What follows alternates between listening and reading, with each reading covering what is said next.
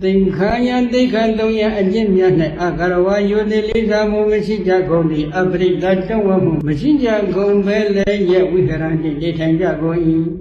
Tí là dân dân xin dân nhà mà là yu đi lý ra mù trong hoa mù mà xin con Thế con đi biết rồi Ngã ngộ yết đua Yết mà tôi tòa lý phép chẳng phải Vì là chú ta bảo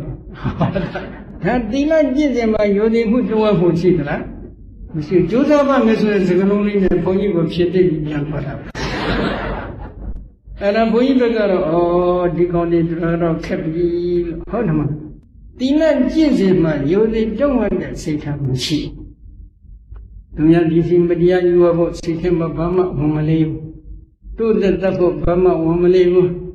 Do Damia and Jessico Bama Homalev. Tanya Dila Jizima, you didn't move Lisa Homasi, that not be a chunk. Mudago woman, Sugar, Changa Wokan, and Rido Peloma, something of Yada, the Kuga, if Mudawe Piar,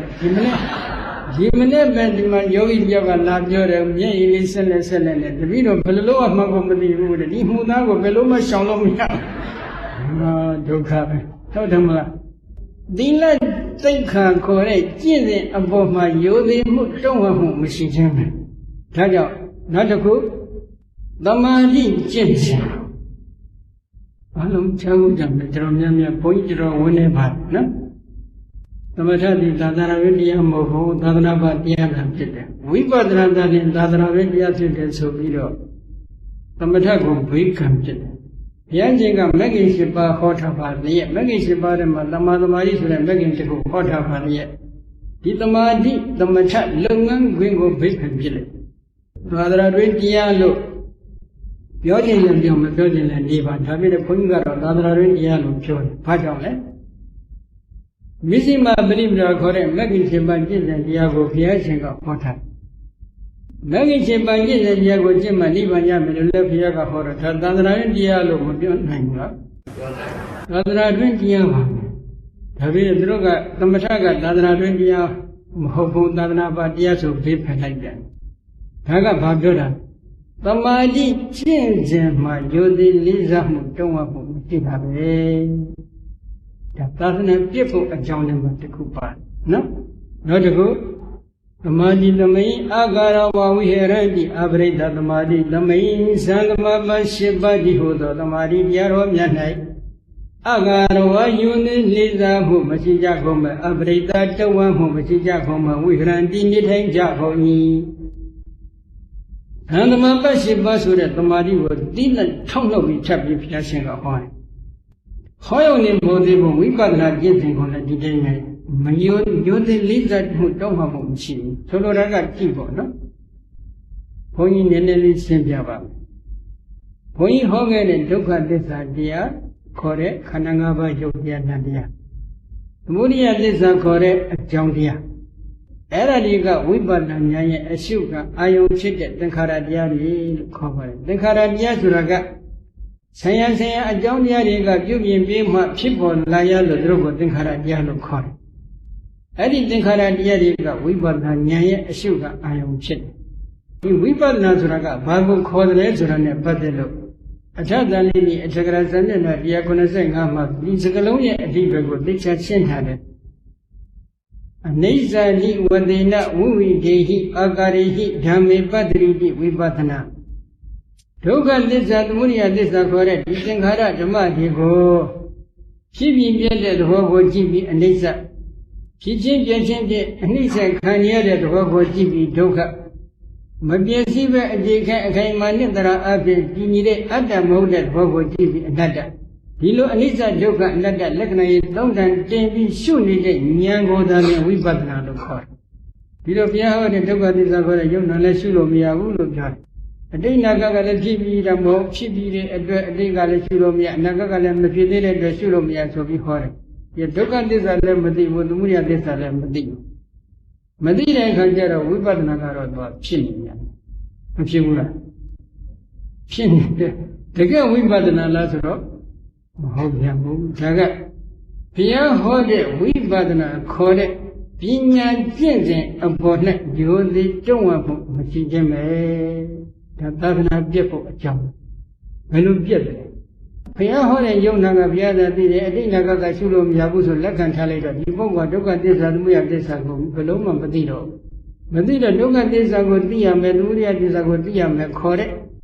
ဘုရားရှင်ရဲ့အဆုံးအမသာသနာတော်မြတ်ကြီးပြည့်စုံမတော်ဘူးလားအဲ့ဒါပဲတတ္တမသူတော်ကောင်းကြီးရဲ့ပြည့်စုံမှုပဲနော်သီလကျင့်စဉ်သမာဓိကျင့်စဉ်ပညာကျင့်စဉ်ခေါ်တဲ့သိက္ခာ3ရပ်အကျင့်မြတ်ပေါ်၌ယောသိမှုလေးစားမှုတွန်းဝမှုမရှိခြင်းသည်တတ္တမခေါ်တဲ့သူတော်ကောင်းကြီးကွယ်ပြောက်ဖို့အကြောင်းဖြစ်တယ်ဆိုရင်ဘုရားဟောအဲ့တော့ဒီနေရာမှာဒီသမာဓိနဲ့ဝိပဿနာနဲ့ဘယ်လိုသက်ဆိုင်နေလို့လဲလို့ဒီလိုတော့မေးစရာရှိတယ်နော်ဘုန်းကြီးတို့သစ္စာတန်ရုပ်နံပါတ်1သုတ်တံကသမာဓိထုတ်တာပါပဲထိုသမာဓိထုတ်တာမှာဘုရားရှင်ကဘယ်လိုဟောလဲသမာဓိဘိက္ခုယဘဝိထသမာဟိတောဘိက္ခေဘိက္ခုယထဗုဒ္ဓပသနာတိဘိက္ခုယจิตယံတို့သမာဓိသမာဓိကိုဘဝိထပွားများကြကုန်လောသမာဟိတောသမာဓိရှိနေတဲ့ပုဂ္ဂိုလ်သည်ယထဗုဒ္ဓမပေါ့မပြဟုတ်တိုင်းမှစွာပသနာတိကိုယ်ပဲပြပြသိ၏จิตယံတို့သမာဓိကိုထူထောင်ပြပါသမာဓိရှိနေတဲ့ယဟန်တော်သည်ဟုတ်တိုင်းမှန်စွာကိုယ်ပဲပြပြသိပါတယ်ဘာဒီကိုသိလဲဒီယံဒုက္ခနိယထဗုဒ္ဓပသနာတိယံဒုက္ခသမုဒယောတိယထဗုဒ္ဓပသနာတိ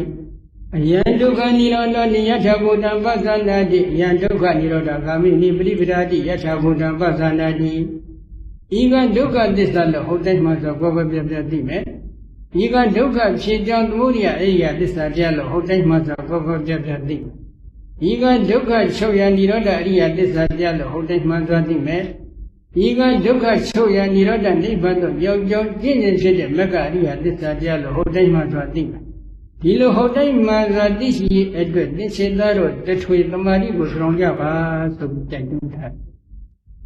ငါထောင်မှုမကောင်းဘူးဒါပေမဲ့သမထကသာသနာ့วิญญาณဘုသာသနာ့ဘာတရားဖြစ်တဲ့ဆိုဖိတ်ဖိတ်ချလိုက်ဖိတ်ချလိုက်တော့သမာဓိမရှိဘူးသမာဓိရှိမှသိနိုင်တဲ့ဒီသစ္စာလေးပါးသိအောင်မလားမရှိဘူးသာသနာ့ကြီးပြတ်သွားတာအဲ့ဒါသမာဓိနဲ့ဘယ်လိုဝင်ဆိုင်နေလဲဆိုတော့ဒီဇန်သမာဓိကပထမဇန်ကနေစပြီးတော့အထူးသဖြင့်တော့ဘုရားရှင်ကသရုပ်ဇန်ကိုအထူးသဖြင့်ချီးမွမ်းပါတယ်သို့တော့ဇန်သမာပတ်၈ပတ်လုံးကဉာဏ်ရောင်လို့ခေါ်ဆိုအပ်တဲ့အလင်းရောင်လေးကိုဖြစ်ရှင်ပါတယ်ဒီအလင်းရောင်ရဲ့အကူအညီဖြင့်တက္ကမတကိုသတိရရရှုရတဲ့ပုဂ္ဂိုလ်ခန္ဓာကိုယ်ကြီးတစ်ခုလုံးမှာအကြည်ကျရေခဲတုံးဖန်တုံးမှန်တုံးလို့ကြည်နေတဲ့အကြည်ကျအတုံးခဲဖြစ်သွားတွေ့တော့ဒီအတုံးခဲမှာအကတတ္တကိုမြင်အောင်ရှုဖို့ဘုရားရှင်ကမဟာရာဟုလောဝဒသုတ်တံဓာတုဝိပင်ကသုတ်တံအဘိဓမ္မာဓာတုဝိပင်ပါဠိတော်မှာအတိအကျဟောထားအကတတ္တကိုမြင်အောင်ရှုလိုက်တဲ့ဒီတိုင်းနဲ့ထက်ကလအမှုံလေးတွေစတွေ့ပါဒီကလအမှုံလေးတွေကိုဓာတ်ခွဲလိုက်တဲ့အခါကလတစ်ခုကမှာသဘောတရား၈ခု9ခု10ခုသတိရှိတယ်အဲ့ဒီသဘောတရားတွေကယုတ်ပရမအစစ်ဖြစ်သမာဓိကမရှိလို့ဉာဏ်အလင်းရောင်ကမရှိတော့ဘူးဆိုအဲ့ဒီကလဘလုံးမမမြင်ခန္ဓာကိုယ်ကြီးရဲ့ရေခဲတုံးဖန်တုံးမှန်တုံးလို့ကြီးနေပါလေဆိုတဲ့အကြည်တက်အတုံးခဲကိုလည်းဘလုံးမမတွေ့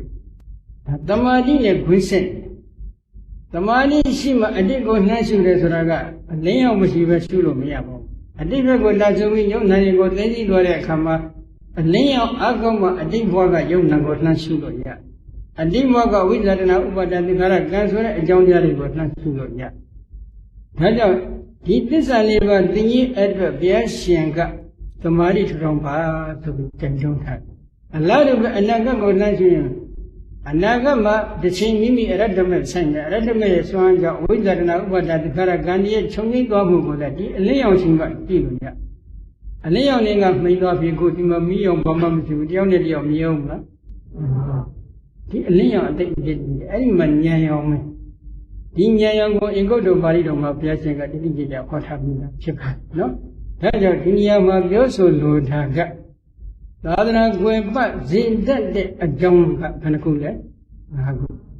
ဘုရားယရဏနဲ့ယောသိတုံးဝမှုမရှိဘူးတရားယရဏနဲ့ယောသိတုံးဝမှုမရှိဘူးသံဃာယရဏနဲ့ယောသိတုံးဝမှုမရှိဘူးသီလကျင့်စဉ်သမာဓိကျင့်စဉ်ပညာကျင့်စဉ်လို့ခေါ်ဆိုအပ်တဲ့သိက္ခာ၃ရပ်အကျင့်မြတ်အပေါ်၌ယောသိတုံးဝမှုမရှိဘူးအထူးသဖြင့်သံဃာပတ်၈ပါးလို့ခေါ်ဆိုအပ်တဲ့သမာဓိသိက္ခာ၌လည်းယောသိတုံးဝမှုမ မရှိဘူးအဲ့လိုမရှိခဲ့ရင်သာသနာတော်ကြီးကွယ်ပြောက်ပါမယ်ရောင်းပြန်လှမ်းပြီးဖြစ်ခြင်းကဟောတယ်ပိစံခောမိကတ္တဗဓမ္မတတ္တမတ္တိတိယအတ္တမောတယအနန္တရထာယသောတန္တိ၅မျိုးပေါ့သာသနာမကွယ်ပတ်စေတဲ့အကြောင်းတရား၅မျိုးဘာတွေလဲဣဒကတ္တဗဘိက္ခုဘိက္ခုနီယောဥပဒကဥပတိခာယောတတိလိတတ္တကာရောဝဝိဟရန္တိသပရိတဓမိတ္တကာရောဝဝိဟရန္တိသပရိတသံဃေတက္ကရဝဝိဟရန္တိသပရိတသိက္ခာယတက္ကရဝဝိဟရန္တိသပရိတသမာဓိဓမိတ္တကာရောဝဝိဟရန္တိသပရိတဘုရားယရဏနဲ့ယိုသိတုံးဝမှုရှိတယ်ဘုရားယရဏနဲ့ယိုသိတုံးဝမှုရှိတယ်သံဃာယရဏနဲ့ယိုသိတုံးဝမှုရှိသီလကျင့်စဉ်သမာဓိကျင့်စဉ်ဝိပဿနာပညာကျင့်စဉ်ခေါ်တဲ့သိက္ခာ၃ရဲ့အကျင့်မြတ်နဲ့ယိုသိတုံးဝမှုရှိအထူးသဖြင့်သံဃာဘ၈ပါးလို့ခေါ်ဆိုအပ်တဲ့သမာဓိတရားတော်၌လည်းယိုသိတုံးဝမှုရှိပါတယ်အဲ့လိုရှိခဲ့ခြင်းဒီတတ္တမတဖြစ်တိယတတ္တမ၃ဖြာသာသနာတော်မြတ်ကြီးအရှိခိန်ကတည်တံ့ဖို့အတ္တမောတယပျောက်ပြက်မတော်ဖို့အနန္တရထာယမကွယ်ပြောက်သွားဖို့အတွက်အကြောင်းတရားတွေဖြစ်ကြပါတယ်ဆိုပြီးတော့ဘုရားဟောဒါကြောင့်လောကမှာရွှေအတုမပေါ်သေးတဲ့မြတ်ရွှေစစ်ကတည်ရှိနေမှာဖြစ်တယ်ရွှေတုတွေပေါ်လာတဲ့ရွှေစစ်ကပြင်းပြီးကြောက်ခွင့်သွားတယ်ဘာဖြစ်လို့လဲအတုကိုပဲလူတွေကပုံပြီးနှိမ့်ချိုက်တယ်ဒီရတယ်ပေါ့ခက်ပုံနော်အလားတူပဲတရားအထုတ်တဲ့ကမှာဒီလောက်ပြင်းပြင်းထန်ထန်နဲ့အပင်မြန်ခံပြီးကျင့်နေဖို့မလိုဘူးဆိုပြီးတော့ပရိယအတုအယောင်ကြီးဟောတယ်ဘုရားဟောတဲ့ယုံနာကိုသိအောင်ကျင့်ရမယ်ကျင့်စဉ်ကိုဟောတာကပရိယတိအစစ်ပဲကျင့်စဉ်ကိုဖော်ပြတာအဲ့ဒီဘုရားဟောတဲ့သီလကျင့်စဉ်သမာဓိကျင့်စဉ်ပညာကျင့်စဉ်တွေဟာကျင့်လို့မရဘူးလို့ပြောနေတာကပရိယအတုယောင်ပရိယအတုယောင်ကိုအခြေခံလိုက်တော့ကျင့်စဉ်ကလည်းပฏิပတ်ကျင့်စဉ်ကလည်းအတုယောင်ဖြစ်ပါတယ်ပฏิပတ်ကျင့်စဉ်ကအတုယောင်ဖြစ်တဲ့အတွက်အဓိကမှခေါ်တဲ့မိမိတို့ရရှိတဲ့မေဖို့နိဗ္ဗာန်ကလည်းတကယ်မေဖို့နိဗ္ဗာန်အစစ်မဟုတ်တော့ဘဲနဲ့အတုယောင်ဖြစ်ကုန်တယ်အဲ့ဒါအတုနဲ့ပဲကျင့်တတ်ပါဘူးအတုကျင့်တတ်သွားတဲ့လူကများလာပြီဆိုရင်အစစ်တွေကကွယ်ပြောက်မသွားဘူးလားဘာဒီဒါကြောင့်အိမ်ပြန်လို့ရှိရင်မေကြီးငါဟာသာသနာကိုကွယ်အောင်လုပ်နေတဲ့ပုဂ္ဂိုလ်လားသာသနာတော်ကိုအရှင်ခိုင်ကညီရအောင်လုပ်နေတဲ့ပုဂ္ဂိုလ်လားသာသနာတော်ကိုအရှင်ခိုင်ကညီရအောင်လုပ်နေတဲ့ပုဂ္ဂိုလ်လားမိမိကိုယ်ကိုမိမိမေကြီးပါနော်ကဲဒီညတော့တရားကိုဒီလောက်နဲ့ပဲပြတ်သိပြီးတော့မိကုံးလေးတွေကိုအမေးဖြေပြုလုပ်ပေးပါဆိုပြီးတော့ဒီမှာပြောထားတယ်မိကုံးကလည်းနှစ်ခုသုံးခုတော့ဘုန်းကြီးကရှိနေပါတယ်မိကုံးတစ်ခုကတရားအထုတ်ပြီးဖြစ်ပြမြင်လာပြီဆိုရင်တခါတည်းခန္ဓာကိုယ်တစ်ခုလုံးတိတိသာသာဒုက္ခနေတာမျိုးဖြစ်နေပါတယ်ဗျာအဲ့ဒီလိုဒုက္ခရာမျိုးကသမာဓိကြောင့်ဖြစ်တာလားသို့မဟုတ်ဝိပဿနာကြောင့်ဖြစ်တာလားဆိုတာဒီလိုပါဒီဗျာတဲ့အဲ့ဒါကဘာတရားအထုတ်တယ်ဆိုတာဘုန်းကြီးဒီမှဖြေလို့ရမှာသမထလားဝိပဿနာလားသမထဆိုရင်ဒီကကြီးတွေဒီမကြီးတွေနည်းနည်းသဘောပေါက်ကမ္မထန်40ပဲရှိကမ္မထန်40ထဲမှာအကျုံးမဝင်တာသမထလို့မပြောနဲ့ခုကလာကသမထကိုဘေးဖယ်ထားတာပုဂ္ဂိုလ်တွေကများနေတော့သမထကိုတကယ်ကျင့်တဲ့ပုဂ္ဂိုလ်ကလည်းတော်တော်လေးအရေးအတွက်နည်းပါတယ်ဝိပဿနာဆိုလို့ရှိရင်နံပါတ်1ခုနကဘုန်းကြီးပြောခဲ့သလိုယုတ်ကလခေးတွေကိုပထမမြင်ရမယ်ဓကမထန်ကိုရှုရပါတယ်မိမိကစရှုတော့ကဓကမထန်ကိုသိချရှုတာလည်းမဟုတ်ဘူးကိုယ်ဆရာသမားသင်ပေးတဲ့အတိုင်းရှုခြင်းလို့ရှုထားတာဖြစ်ရှုတဲ့အခါမှာစိတ်ကလေးနည်းနည်းလောက်ငြိမ်လာတဲ့အခုလိုဒုက္ခလာတာမျိုးကိုဒါလည်းဝိပဿနာလို့ပြောလို့မရဘူးပြီးတော့ယုတ်ကလကလေးတွေမြင်လို့ယုတ်ကလဓာတ်ခွဲနိုင်လို့ယုတ်ပရမတရားသိပြီနာပရမတ်တွေလည်းသိပြီအကြောင်းကျိုးဆက်တဲ့မှုပရိစ္ဆသမုပ္ပါဒ်တွေလည်းသိပြီအဲ့ဒီခါကျတော့မှအကြောင်းတရားနဲ့တကွဒီယုတ်နာဓမ္မသင်္ခါရတရားတွေကိုအနိစ္စဒုက္ခအနတ္တလက္ခဏာရေးသုံးတန်တင်ပြီးရှုတာကိုသာဝိပဿနာခေါ်တာအဲဒီတော့ယုတ်နာပရမတ်လည်းမိမိကမသိသေးဘူးဆိုတော့ဝိပဿနာကလည်းမှန်တယ်လို့မပြောနိုင်ပါဘူးဒုက္ခရာကတော့ဓမ္မတာအလျောက်ဓကမထံကိုစနစ်တကျမရှုတတ်လို့ဖြစ်တာပါ ဓကမတံကိုမရှိတတ်တဲ့အခါမှာသူသဖြင့်ဝါယောဓာတ်ကလွန်ခဲ့သွားရင်ဒီလိုတုံခါတဲ့သဘောဖြစ်တတ်ပါတယ်ဒါတမာရင်းကြောင့်ဖြစ်တယ်လို့လည်းအတိအကျမပြောနိုင်ဘူးဒါဒီယောဂီပုဂ္ဂိုလ်ကယုံနာပရမတ်ကိုမသိခဲ့ဘူးဆိုရင်တမာရင်းကြောင့်ဖြစ်တယ်လည်းမပြောနိုင်ဘူးဝိပဿနာကြောင့်ဖြစ်တယ်လို့လည်းမပြောနိုင်ဘူးနောက်မေးခွန်းတစ်ခုကတော့တရားအထုတ်ထားသောပါရမီကုသိုလ်သည်ဒီဘဝကနေနောက်ဘဝကိုတည်သွားနိုင်သည်ဟုကြားနာဘူးပါသည်ဗျာအဘိဓမ္မာသဘောအားဖြင့်မိခဲ့သို့သောစိတ်ဖြင့်ပါရမီကုသိုလ်များကိုနောက်ဘဝသို့တည်ဆောင်သွားနိုင်သည်ကိုရှင်းလင်းစွာသိလိုပါ၍ယောနိသာတယောက်ထအပ်ပါသည်ဗျာဒီမကြီးလက်သွားလို့လားဘုန်းကြီးတို့ဒီခုကွန်ပျူတာပညာနည်းနည်းလေးလေ့လာပြီနော်ဘုန်းကြီးကျောင်းမှာဘုန်းကြီးအကူကြီးပေးနေတဲ့မေတ္တာနန္ဒဆိုတဲ့ဘုန်းကြီးလေးတစ်ပါးရှိပါတယ်သာတခုရိုက်ချင်တယ်ဆိုရင်သူ့ခေါ်လိုက်တယ်ပရဆိုချက်ချင်းပြီးတော့ဘယ်လိုလုပ်မှလည်းမသိလိုက်သူ့ရဲ့ကြွန့်ကျင်မှုအဲ့ကြွန့်ကျင်မှုတွေကဘယ်မှာရှိလဲဘယ်မှာရှိလဲသူကလေးကျင့်တင်စီခေါ်တာပေါ့ဘုန်းကြီးတို့ငေါ့တဲ့ခုတခါကြီးတရားနာနေတဲ့အချိန်ကမှလောဘမရှိဘူးထားပါတော့နော်မရှိဘူးထားပါတော့ဆိုတာကရှိတယ်လည်းရှိမှမဟုတ်လို့ပြောတာပါဒေါသမဖြစ်သေးဘူးထားတော့ဒါမှလည်းတစ်ချိန်မှာဒေါသဖြစ်နိုင်တဲ့အကြောင်းတစ်ခုပေါ်လာခဲ့ရင်ဒီဒေါသကဖြစ်လာတော့ခုတရားနာနေတဲ့အချိန်ကမှဒီဒေါသကအငုတ်တဲ့အနေနဲ့ရှိတယ်အရိယာမက်ဖြစ်မပရာသေးတဲ့အတွက်အငုတ်တဲ့အနေနဲ့ရှိတယ်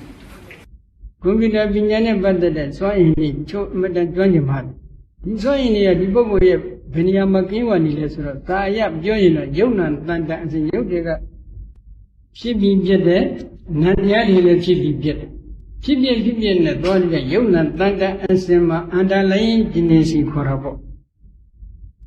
အဲ့ဒီအောက်ကနေပြီးတော့အငုတ်တဲ့အနေနဲ့ဒီတတ္တိစွမ်းအင်တွေကကပ်ပါသွားကပ်ပါသွားတဲ့အတွက်ကြောင့်ဒီကွန်ပျူတာပညာရှင်ကဘယ်သူရမဆိုသူကွန်ပျူတာရိုက်ချင်လောလောလေးနဲ့ရိုက်လို့ညဘုန်းကြီးတို့ဘာမှမကြောက်ဘူးကြောင်းကျင်အောင်လည်းမသိပါဘူးမသိနိုင်ကဘုန်းကြီးတို့နိုင်ငံသားတစ်ဖက်ဘုန်းကြီးတစ်ပါးကဆုံးမထားတယ်ကျတော့ကွန်ပျူတာမြန်ဘယ်တော့မှမသိနဲ့ဘာဖြစ်လို့လဲတရားထိုင်ပြီဆိုရင်စိတ်ကကွန်ပျူတာထဲမှာပဲရောက်နေအဲ့ဒါကြောင့်ဆရာတို့ဘယ်တော့မှမသိနဲ့မှန်နဲ့ပန်တယ်အဲ့ဒါမှကွန်ပျူတာသဘောပေါ်တင်ထားတဲ့သူတော့ကြာတော့ကွန်ပျူတာဖွင့်ကြည့်ပြန်တော့ကြာကွန်ပျူတာတော့ဖွင့်ကြည့်ပြန်အဲ့လိုဖြစ်တယ်ဒါကြောင့်သမာဓိကိုထူထောင်တဲ့အပိုက်မှာမိမိကမ္မဋ္ဌအာယုံပေါ်မှာစိတ်ကသိချစနစ်ကျစူးစူးဆိုင်ဆိုင်ရှိဖို့လိုတယ်အဲ့ဒီလိုဟောတရိယာဒီတရိယာဆိုရင်ဒီပုဂ္ဂိုလ်သမာဓိထူထောင်လို့မရဘူးဒါကြောင့်အဲ့ဒီစွန့်အင်လိုပဲဆိုတော့ကပါရမီကုသိုလ်တွေကဖြည့်ထားတယ်ဖြည့်ထားလိုက်တဲ့အချိန်ကမှဒီစွန့်အားတွေကကြီးလာပြီဆိုလို့ရှိရင်ဘုန်းကြီးတို့အလောင်းတော်ဟဋ္ဌိပါဠသရောဓဆိုကြတယ်အလောင်းတော်ဘုရားမှာသူတောထွက်တယ်ငင်းကမြေကရောက်သည်ငင်းကမြည်ရည်ကြည့်ပြီးတော့အာဘောကတိုင်းဝင်စားလိုက်တော့ချက်ချင်းကတိုင်းဝန်းဖြစ်သွားဒါဖတ်ကြောင့်လေဟိုအတိတ်ကလေ့ကျင့်ထားတဲ့အချိန်ဘဝပဲဘယ်လိုအချိန်ဘဝလဲဆိုတော့ဘုန်းကြီးနိုင်ငံသားတွေအဝင်ပါဖြစ်တဲ့ယောဂီတွေပေါ့လေကတိုင်းတွေကိုသင်ပေးတယ်ကိုဒီအင်ဒိုနီးရှားတရားစခန်းမှာလဲအမေရိကကဘုန်းကြီးတစ်ပည့်တယောက်ကလိုက်လာတယ်သူဒီမေတ္တာကမ္မဋ္ဌာန်းကရုဏာမုဒိတာဥပက္ခပြမစိုးတရားတွေသူအမထုတ်ဘူးသေးတဲ့အတွက်သူသင်ပေးပါကတိုင်း7ပါးလည်းမသင်ဘူးသေးတဲ့အတွက်သင်ပေးပါဆိုသင်ပေးလိုက်ဒီညီကကြည့်လိုက်တဲ့ချက်ချင်းကတိုင်းဝန်းဖြစ်တယ်ဘာကြောင့်လဲရှေ့ကလေ့ကျင့်ထားတဲ့အချိန်ဟောရှိဘယ်တော့ကလေ့ကျင့်တယ်လို့မေးတော့သူ့ကိုဘုန်းကြီးကအဖြူကတိုင်းနဲ့အလောကကတိုင်းကိုသမဘတ်7ပါးဇန်သမဘတ်7ပါးပေါ့အောင်သင်ထားပေးပြီးသားဖြစ်တယ်သင်ထားပေးပြီးသားဖြစ်တဲ့အတွက်ဒီညီကတိုင်းကိုလေ့ကျင့်လိုက်ရင်ကြည့်လိုက်တဲ့စက္ကန့်ပဲမိနစ်ပဲအလိုမှာတိုင်းကချက်ချင်းပေါ်လာတာဒါလေ့ကျင့်ထားတဲ့အချိန်ဟောပဲတာမန်ပုဂ္ဂိုလ်တည်းဘာမှတမာရီမရှိတဲ့ပုဂ္ဂိုလ်သွားကျင့်လိုက်ဒါရပါမလားမရဘူးဒါကတော့အဲ့ဒီစွမ်းအင်ဗမာလဲလို့မေးရင်တော့သူရဲ့ယုံနာတန်တအစင်မှာအန္တလိန်တင်းစီခေါ်တဲ့အငုတ်တဲ့အနေနဲ့လိုက်ပြီးကပ်ပါလာဒီစွမ်းဟင်ကအသုံးချတဲ့အခါမှာချက်ချင်းပြန်ပေါ်လာတာအလားတူပဲဘုရားအလုံးတော်များပါရမီပြည့်တယ်ဆိုတော့ဘုန်းက ဘောဘုံများစွာဒီကတိုင်းကြီးသံသမပတ်ရဲ့အဘိညာဉ်တွေကလင်းကျင်ခဲ့ဘူးတော့ဒေါ်ထွက်မယ်ဆိုတဲ့ကသူကဒေါ်ရမအိပ်ပြီးစားဖို့သွားတာမဟုတ်ပါဘူးဟုတ်တယ်မဒေါ်ရမတရားစနစ်တကျအထုတ်မယ်ဆိုတဲ့ဥတည်ချက်နဲ့သွားတာဖြစ်တော့ဘင်္ဂါမြည်ရေကိုကြည့်လိုက်တာနဲ့တခါတည်းမြေရီကတိုင်းဝန်းဖြစ်ကုန်ကတိုင်းဝန်းဖြစ်ပြီးကတိုင်းကြီးပေါ်လိုက်တာတော့၃ရက်အတွင်းမှာဇန်သမပတ်၈ပါးမှာကအဘိညာဉ်မှာအကုန်လုံးရသွားလောကီအဘိညာဉ်တွေပါရသွားဒါဟတ္တိပါဠသရောသားအဲ့ဒီပုံစံတော့ပဲဒါအတိတ်ကလေ့ကျင့်ခဲ့တဲ့အရှင်ဝါတွေပဲဒီအရှင်ဝါကိုရည်ညွှန်းပြီးတော့သုတ်တန်တော်များများမှာဘုရားရှင်ကတတိအာရဏိရှင်ဘုရားဒီကအဘိညာဉ်ကိုပွားများအထုတ်ခဲ့ဘူးတဲ့ပါရမီမျိုးစေ့သင်ရှားရှိခဲ့ရင်ဒီဘဝမှာအဘိညာဉ်အထုတ်ကြလို့နေကြဒါဘုရားရှင်လည်းအတိအကျဟောတယ်ဒါလေ့ကျင့်ထားတဲ့အရှင်ဝါပဲကဲဘယ်လောက်ဆိုရင်တော့တော်လို့ပြီထင်တယ်နော်နောက်တစ်ခုကဖြစ်ပြချုပ်ငိမ့်နေဆိုတာတဏှာထဲမှာပဲကွက်ပြီးချုပ်တဲ့သဘောဖြစ်နေပါသလားဘုရားဥပမာခေါင်းအပေါ်ပိုင်းမရှိတော့သလိုခံစားရတာရင်ဘတ်မှာဘာမှမရှိသလိုခံစားရတာမျိုးကိုဖြစ်ပြချုပ်တယ်လို့ခေါ်ဆိုနိုင်ပါသလားဘာမှမဆိုပါဘူးဒါယုံနာပရမတရားဒီချုပ်ငိမ့်နေဆိုတာကတော့ဒီလိုပါဘုန်းကြီးတို့ယုတ်တရားပရမတရားသိရမယ်နံပရမတရားတွေသိရထိုယုတ်နံပရမတရားအကြောင်းသမုဒယသစ္စာတရားတွေသိရဒီဒုက္ခသစ္စာတရားသမုဒယသစ္စာတရားနှစ်ပါးကိုမသိဘဲနဲ့ခြုံငိမ့်ညာတွေကတော့အပေါ်ယံမှာဘာမှမဟုတ်အဲ့ဒီယုတ်နံပရမတရားကိုပရိစ္ဆသမုပ္ပါဒ်ကိုတကယ်ရှုတတ်လို့ဒီယုတ်နံပရမတရားတွေရဲ့ပရိစ္ဆသမုပ္ပါဒ်ဘောတရားတွေရဲ့ဖြစ်ပြီးပြတဲ့သဘောကိုကြည့်ပြီးအနိစ္စဖြစ်ချင်းပြချင်းဖြင့်အနိစ္စခံနေရတဲ့သဘောကြည့်ပြီးဒုက္ခမပြင်းစည်းပဲအကြည့်ခဲအခိုင်အမာနှစ်တရာအပြင်ဒီတဲ့အတ္တမဟုတ်တဲ့သဘောကြည့်ပြီးအနတ္တဒီလိုအနိစ္စဒုက္ခအနတ္တလက္ခဏာရေးသုံးတန်တင်ပြီးရှုလိုက်တဲ့အခါဝိပဿနာဉာဏ်လေးကအဆင့်ဆင့်သွားပြီနောက်ဆုံးဥရိယမြတ်ဉာဏ်ကျော်လို့ဘင်္ဂဉာဏ်လောက်ရောက်ပြီဆိုရင်အတုံးခဲအဆိုင်ခဲဆိုတော့ဘာမှမတွေ့တော့ဘူးအလုံးပရမတ္တတဲ့အဒရင်တွေ့ကလအမှုံတောင်မတွေ့တော့ဘူးဘယ်ကြည့်လိုက်ကလအမှုံမကြည့်တော့ဘူးသဘောတရားတတ်ပဲကြံအဲ့ဒီသဘောတရားတတ်ကိုအနိစ္စဒုက္ခအနတ္တလက္ခဏာရေးသုံးတန်တင်ပြီးယုံရှုလိုက်ဉာဏ်ရှုလိုက်အတိတ်ရှုလိုက်အနာဂတ်ရှုလိုက်ပိဿုပန်ရှုလိုက်ဣဇဒရှုလိုက်ပြိဋ္ဌရှုလိုက်အကျိုးသဖြင့်တော့သင်္ခါရုပ္ပကဉာဏ်လောက်ရောက်ရင်တော့ဘုန်းကြီးတို့ကဇန်သမဘတ်၈ပါးတည်းကတိုက်တဲ့ဇန်တွေကိုဥစားပေးရှုခိုင်းပါတယ်အဲဒီလိုရှုရင်ဖြစ်ဒီဖြစ်ပြနေတဲ့အရှုကအာယုန်တွေဟာချုပ်ပြီးတော့မဖြစ်မပြတဲ့သဘာဝတစ်ခုကိုလှမ်းတွေ့အာဘောဇပထဝီတေဇောဝါယောနဂတတိစသဖြင့်ဘုရားရှင်သာယုတ်မှာဟောထားပါတယ်ပထဝီအဘောတေဇောဝါယောခေါ်တဲ့ဓာတ်ကြီးလေးပါးလည်းမရှိဘူးဓာတ်ကြီးလေးပါးမရှိတဲ့အတွက်ဓာတ်ကြီးလေးပါးကိုမှီတယ်ပြီးဖြစ်ပေါ်မဲ့ရုပ်တွေလည်းမရှိရုပ်တွေမရှိတဲ့အတွက်ရုပ်တရားကိုမှီတော်ဖြစ်ပေါ်ရတဲ့အနန္တရားတွေလည်းမရှိတော့ရုပ်နဲ့ပရမတ်တွေအလုံးအိမ်မှာမရှိတဲ့အငြိမ့်တဲ့သဘာဝတစ်ခုကိုသွားတွေ့တာအဲ့ဒါကိုနိဗ္ဗာန်မျက်မှောက်ပြုတယ်လို့ဆိုလိုပါတယ်အဲ့ဒီခြုံငိမ့်မှုကတစ်မျိုးနောက်တစ်ခုကခြုံငိမ့်မှုကဘုန်းကြီးပြောခဲ့တဲ့ဝိပဿနာဘိုင်းမှာအရဟတမေစိုက်တဲ့အချိန်ကမှဝိသရဏဥပါဒသင်္ခါရကံတို့ရဲ့ခြုံငိမ့်သွားခြင်းကြောင့်ပရိနိဗ္ဗာန်သုတိစိုက်တဲ့အခါမှာယုံနာဓမ္မသင်္ခါရတရားတွေရဲ့အလုံးခြုံငိမ့်သွားတယ်ပရိနိဗ္ဗာန်သုတိရဲ့နောက်ဆုံးမှာယုံနာဓမ္မသင်္ခါရတရားတွေထပ်ဖြစ်တယ်ဆိုတာလုံးလုံးမရှိတော့အဲ့ဒီခြုံငိမ့်မှုကိုနိရောဓသစ္စာဆိုပြီးဘုရားရှင်ကဟောတယ်သို့တော်ဒီနေရာမှာဘုဒ္ဓတာလေးတစ်ခုထပ်ပြီးဒီဥစ္စာကဘုန်းကြီးတို့သာသနာတော်မှာတော်တော်လေးအချင်းချက်စကားများခဲ့ပါဒီခြုံငိမ့်မှုကခိလေသာတို့ရဲ့ခြုံငိမ့်မှုကိုသာဥပါဒိတ္တနိဗ္ဗာန်ဆိုပြီးတော့ဒီလိုခေါ်တယ်အဲ့ဒီသာဥပါဒိတ္တနိဗ္ဗာန်ကဘုန်းကြီးတို့ဘုရားရှင်ကိုကွက်ပြီးပြောမယ်ဆိုလို့ချင်းဘောဓိမန္တိမှာဘုရားရှင်ဒီအရဟတမေအရဟတဖို့ဆိုင်ခဲ့တယ်သဗ္ဗညုတဉာဏ်တော်မြတ်လည်းရရှိတယ်အရဟတမေဆိုင်တဲ့အချိန်ခါမှာဘုရားရှင်ကကိလေသာပြိနိဗ္ဗာန်စံတယ်ဒီကိလေသာပြိနိဗ္ဗာန်စံတာကိုပဲသာဥပါဒိတ္တနိဗ္ဗာန်လို့လည်းခေါ်တယ်သာဥပါဒိတ္တဆိုတာကကိလေသာတွေတော့အလုံးခြုံငိမ့်သွားတာမှန်တယ်သို့တော့ခန္ဓာ၅ပါးကဆက်လက်ပြီး45ဝါအထိတည်ရှိနေသေးတယ်အကျဉ်းချံရှိနေသေးတယ်လို့ဆိုလိုတော့ပေါ့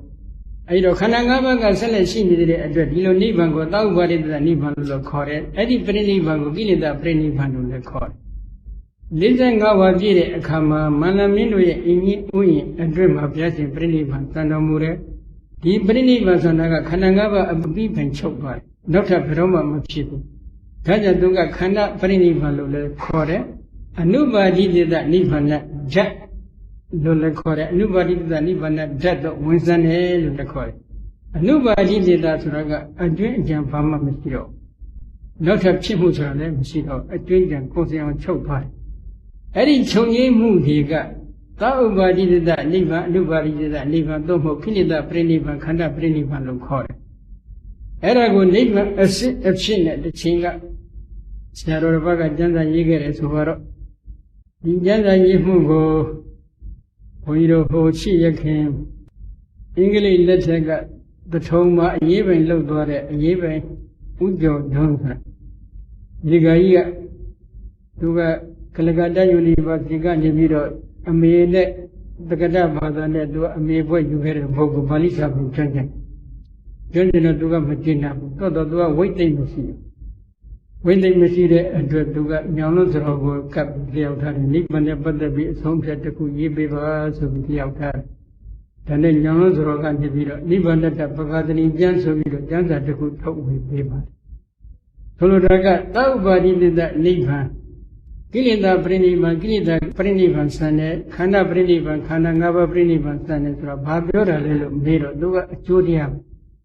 ဘယ်လိုအကျိုးတရားလဲဆိုတော့ဘုရားရှင်ကဝိပဿနာတွေကိုအစဉ်စဉ်ရှုပါတယ်ဘောဓိမန္တိုင်အောက်မှာဤမျိုးစုံနဲ့ရှုပြီးတဲ့အခါနောက်ဆုံးအာနာပါနဇံလို့ယူဆရပါတယ်ပရမဇံကိုအနိစ္စဒုက္ခအနတ္တလက္ခဏာရေးသုံးဌာန်တင်ပြီးတော့ဝိပဿနာရှုခိုင်မှာဘုရားရှင်ဒီသောတပတ္တိမဉ္ဇဉ်ပူညာဆိုင်ဒုတိယဇံကိုဝိပဿနာရှုခိုင်ဝိပဿနာဉာဏ်ရဲ့အဆုံးမှာသက္ကတဂမိပညာပူညာဆိုင်တယ်တခါတတိယဇံနန္တရားတွေကိုဝိပဿနာဆက်ရှုလိုက်တော့ဝိပဿနာဉာဏ်တို့ရဲ့အဆုံးမှာအနာဂမိပညာပူညာဆိုင်တယ်တခါသရုတ်ဇံနန္တရားတွေကိုဝိပဿနာရှုတယ်ဝိပဿနာဉာဏ်ရဲ့ရင့်ကျက်လာတဲ့ဝိပဿနာဉာဏ်ရဲ့အဆုံးမှာအရဟတမဉ္ဇဉ်ဆိုင်သွားတယ်အရဟတမဉ္ဇဉ်ဆိုင်တဲ့ဒီရင်နေတဲ့ဒီအရဟတမဉ္ဇဉ်ကသဗ္ဗညုတဉာဏ်ဆိုတဲ့ခီးဖြူမှာဆောင်းလာဆိုလိုတာကအဲ့ဒီ၄ပါးသောမဉ္ဇဉ်ဘုံဉာဏ်တို့ရဲ့အာယုံကအတ္တကရနိဗ္ဗာန်ပဲအဲ့ဒါကအစ္ဆတမဟုတ်ဘေးတပဲအတ္တကရနိဗ္ဗာန်နဲ့ဒီအရိယာမဉ္ဇဉ်တွေပေါင်းစုံလိုက်တဲ့အတွက်ကိလေသာတွေချုပ်ငြိမ်းသွားတယ်ကိလေသာတွေချုပ်ငြိမ်းတဲ့အတွက်အရဟတမဆိုင်ပြီးခြုံခဲ့တဲ့ကုသိုလ်ကအကုသိုလ်ကမှန်သမျှမှာစွမ်းရည်တွေကုန်သွားတယ်နောက်ထပ်ဘဝတည်းကိုဖြစ်စေနိုင်တဲ့စွမ်းရည်တွေကုန်သွားတယ်ဘာဖြစ်လို့ကုန်တယ်လဲလို့မေးတော့ကိလေသာတို့ရဲ့အစိုးရအစိတ်ရဲ့အထောက်ပံ့ကိုရမှဒီကုသိုလ်ကအကုသိုလ်ကအကျိုးပေးမှာဘုရားအစိုးရအစိတ်အထောက်ပံ့ဖြစ်တဲ့ကိလေသာကလုံးလုံးမရှိတဲ့အတွက်သူတို့ရည်တဲ့အကျိုးမပေးနိုင်တော့အကျိုးမပေးနိုင်တဲ့စွမ်းရည်တွေကုန်သွားတော့သူတို့ကဟောတိကံဖြစ်သွားပြီးဟောတိကံဆိုတဲ့အဓိပ္ပာယ်ကကံတော့ဖြစ်ခဲ့ဘူးတယ်မှန်တယ်သို့တော့နောက်ထပ်အကျိုးစုံတွေကဘာမှဖြစ်ပေါ်မလာဘူးအဲ့ဒီလိုကံအဆင့်ရောက်သွားတယ်ရောက်သွားတဲ့အတွက်ကြောင့်အဲ့ဒီမှာကိလေသာပရိနိဗ္ဗာန်စန္နာဟာဘာကြောင့်လဲလို့မေးတော့အရိယမဉ္ဇဉ်နေဖြင့်ဒီအတ္တကရနိဗ္ဗာန်တို့ပေါင်းစုံမိတဲ့အတွက်ကြောင့်ကိလေသာကကုန်သွားတယ်အရိယမဉ္ဇဉ်ဘုံညာတို့ရဲ့အာယုဖြစ်တဲ့အတ္တကရနိဗ္ဗာန်ကသီးသန့်တတ်တတ်ရှိပါတယ်သူကလောကုတ္တရာနိရောဓသစ္စာအရိကနေတခါအဝိဇ္ဇာတနာဥပါဒသင်္ခါရကံဆိုတဲ့ကံကိလေသာတွေကခြုံငိမ့်သွားတဲ့အတွက်ကိလေသာတွေကုန်သွားတဲ့အတွက်ကြောင့်ကံတရားတွေကလည်းစွမ်းရည်မရှိတော့အကျိုးမပေးတော့အကျိုးမပေးတဲ့အတွက်ပရိနိဗ္ဗာန်ဆန်တဲ့အခါမှာခန္ဓာ၅ပါးကနောက်ဆုံးချုပ်သွားတယ်အဲ့ဒီခန္ဓာ၅ပါးချုပ်ငိမ့်တာကလည်းအကြောင်းရှိသလားမရှိဘူးလားဆိုတော့ရှိတယ်အကြိမ်အရဟတမေကုဏမဆိုင်ခဲ့ရင်ဒီခန္ဓာ၅ပါးဘယ်လိုမှမချုပ်ငိမ့်အရဟတမေကလည်းအတ္တကရနိဗ္ဗာန်ကိုနှံအာယုံမယူခဲ့ရရင်ဘယ်လိုမှကိလေသာကိုမပယ်တတ်နိုင်ဒါကြောင့်အတ္တကရနိဗ္ဗာန်ကတတ်တတ်သာဥပါတိတ္တနိဗ္ဗာန်လို့ခေါ်တဲ့ကိလေသာပရိနိဗ္ဗာန်ကတတ်တတ်အနုပါတိတ္တနိဗ္ဗာန်ခေါ်တဲ့ခန္ဓာပရိနိဗ္ဗာန်ကတတ်တတ်အတ္တကရနိဗ္ဗာန်ကတတ်တတ်နိဗ္ဗာန်၃ခုရှိပါတယ်အဲ့ဒါကိုကိုယ်ပိုင်ပြပြညောင်လို့တော်ဘုရားကသူ့ရဲ့နိဗ္ဗာန်ထပကတိကျမ်းထဲမှာသိချင်ပြတော့ပါတယ်နော်ဒါကြောင့်ခုဒီနေရာမှာခြုံငိမ့်နေဆိုတာလေးကတော့ယုံနာပရမတ်ကိုစိတ္တိကြသိချာသိပြီဆိုရင်အကြောင်းသမုဒိယသစ္စာပရိစ္ဆသမုပ္ပါဒ်တွေလည်းဟောတိုင်းမှာသာသိလို့သူတို့ကအနိစ္စဒုက္ခအနတ္တလက္ခဏာရေးသုံးတန်ခြင်းလို့ဝိပဿနာရှုနိုင်ခဲ့ပဲဆိုရင်တော့ရင့်ကျက်လာတဲ့ဝိပဿနာဉာဏ်တို့ရဲ့အဆုံးကအရိယမဉ္ဇဉ်ဘုံဉာဏ်ပေါ်ခဲ့မယ်ဆိုရင်တော့ အရိယမညာပညာတို့ကခဏကအတ္တကလည်းအနိစ္စနိဗ္ဗာန်ကိုလာအာရုံယူပါတယ်အဲ့ဒီအနိစ္စနိဗ္ဗာန်မှာကတော့ယုံနာဓမ္မသင်္ခါရတရားတွေအလုံးချုပ်ငိမ့်နေပါတယ်သို့တော့အနိစ္စနိဗ္ဗာန်ကိုသိနေတဲ့အရိယမက်စိတ်ဖို့စိတ်ဆိုတာကတော့ထူးခြားဖြစ်ပါတယ်လုံးလုံးမချုပ်အဲ့ဒါခုခေတ်ကတော့မှန်နေတဲ့အရှုကအယံဝရှုနေတဲ့စေကောဘာမှမရှိတော့ဘူးအလုံးချုပ်သွားတယ်ဘာမှမသိတော့ဘူးဆိုပြီးဒီလိုပြောနေအဲ့ဒါဘာလို့ထားလဲသာသနာ့ကိုပြည့်စည်အောင်ဖြစ်စီတာပဲအတ္တမကိုဓမ္မလို့လုပ်နေတာနော်ကဲနောက်တစ်ခုကနောက်ဘုံဘဝဖြစ်ပြီးယဟန္တာဘဝမှာနောက်ဆုံးဘဝဖြစ်ပြီးယဟန္တာဘဝမှာပြိဋိဘံဆံတော်စိတ်ဓာတ်ကြပါသလားဘာပြောပြိဋိဘံဆံနေဆိုတာကခန္ဓာ၅ပါးချုပ်သွားတာနော်ယောဝေဒနာဉာဏ်သင်္ခါရဝိညာဉ်ငါးခုအလုံးအပြီးပင်ချုပ်တယ်နောက်ဆုံးနောက်ထပ်တစ်ဖန်ဘယ်တော့မှမဖြစ်သောချုပ်ခြင်းပင်ချုပ်တယ်ဒါကိုအနုဘာဒနိရောဓခေါ်တယ်ဘာမှမရှိတော့တဲ့ဟာစိတ်ဓာတ်ပြကြရအောင်ကိလေသာကုန်သည့်အတွက်အပုံနာမထွက်ပါဘူးသင်မြင်မိပါသည်ဖြည့်ရှင်းပေးပါတဲ့အဲ့ဒါကတော့ဟိုးဘက်ကအမခန္ဓာသုတ်ဓမ္မဒီကြောင့်တော့လာပါတယ်နော်ကိလေသာအလုံးကုန်နေတဲ့ဉာဏ်အစစ်ပြတို့ရဲ့ကိုယ်ပေါင်းဒီမပုံတော့ဘူးဆိုတာတော့အဲ့ဒီအထက်ကရာကဖော်ပြထားပါတယ်နော်သို့တော့မပုံတော့တိုင်းကိလေသာအလုံးကုန်တယ်လို့တော့မပြောနိုင်ပါဘူးအကြောင်းကတော့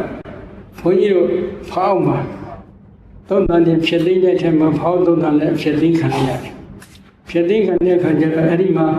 ဒီကမာကြီးရဲ့ဒီခုကိုသူတို့သက်ဆိုင်ရာသားသမီးတွေကဖျက်လိုက်တဲ့အခါဒီကမာကြီးရဲ့ရုပ်ထွားဒီတိုင်းပဲရှိတယ်ဘာမှမရှိဘူးပုတ်သုံးမှုလည်းဘာမှ